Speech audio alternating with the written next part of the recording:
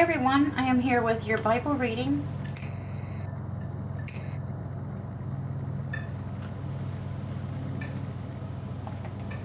I hope you guys are having a good evening.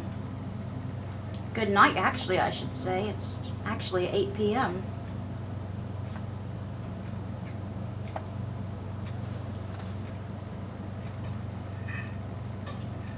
Okay, 1 Corinthians chapter 9, verse 19, reading through chapter 10, verse 13.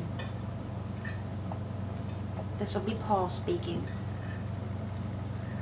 Though I am free and belong to no one, I have made myself a slave to everyone, to win as many as possible.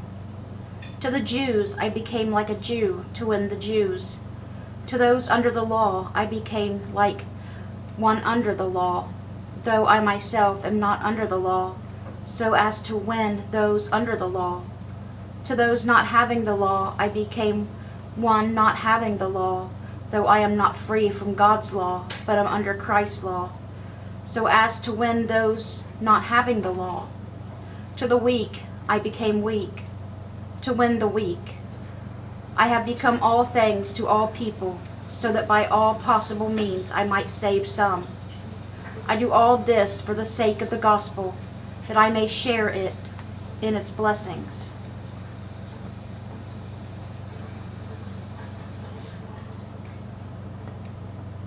Do you not know that in a race all the runners run, but only one gets the prize?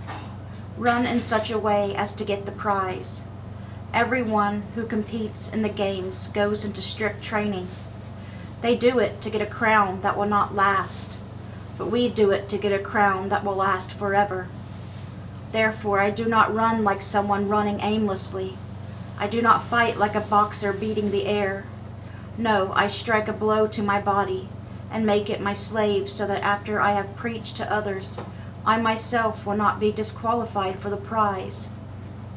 For I do not want you to be ignorant of the fact, brothers and sisters, that our ancestors were all under the cloud, and that they all passed through the sea. They were all baptized into Moses in the cloud and in the sea.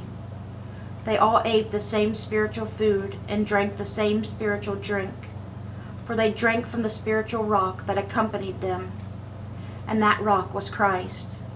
Nevertheless, God was not pleased with most of them. Their bodies were scattered in the wilderness. Now these things occurred as examples to keep us from setting our hearts on evil things as they did. Do not be idolaters, as some of them were. As it is written, the people sat down to eat and drink and got up to indulge in revelry.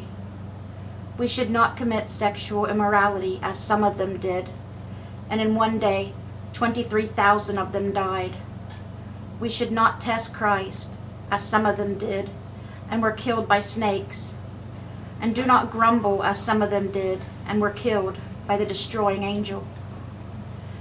These things happened to them as examples and were written down as warnings for us, on whom the culmination of the ages has come. So if you think you are standing firm, be careful that you don't fall. No temptation has overtaken you except what is common to mankind, and God is faithful. He will not let you be tempted beyond what you can bear. But when you are tempted, He will also provide a way out so that you can endure it. Psalm 34, verses 1 through 10. This is a psalm of David when he pretended to be insane before Abimelech, who drove him away, and he left. I will extol the Lord at all times. His praise will always be on my lips. I will glory in the Lord. Let the afflicted hear and rejoice. Glorify the Lord with me. Let us exalt His name together. I sought the Lord, and He answered me. He delivered me from all my fears. Those who look to Him are radiant. Their faces are never covered with shame. This poor man called, and the Lord heard him. He saved him out of all his troubles. The angel of the Lord encamps around those who fear Him, and He delivers them. Taste and see that the Lord is good.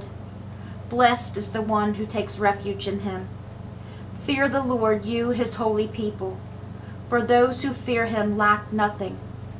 The lions may grow weak and hungry, but those who seek the Lord lack no good thing. Proverbs 21, verse 13. Whoever shuts their ears to the cry of the poor will also cry out and not be answered. Okay, everyone. What I'm going to do tonight is ask you a question, and I'm not going to give the answer until tomorrow. And I'm going to tell you in what book of the Bible you can find the answer so you can go look for it. So you'll be able to do your own little Bible study. It'll get you to reading your Bible and looking for things. So let me find the question that I wanted to ask here. Okay. The question for tonight is this. This Egyptian woman was Sarah's handmaiden and bore Ishmael through Abraham.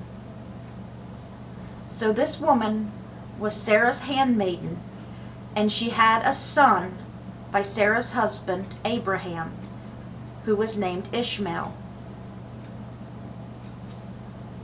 Sarah told him to lay with her and make a child, and the handmaiden bore a son, and his name was Ishmael.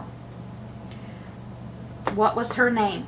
And you can find this story about this event, and you can find her name in the book of Genesis, the very first book of the Bible.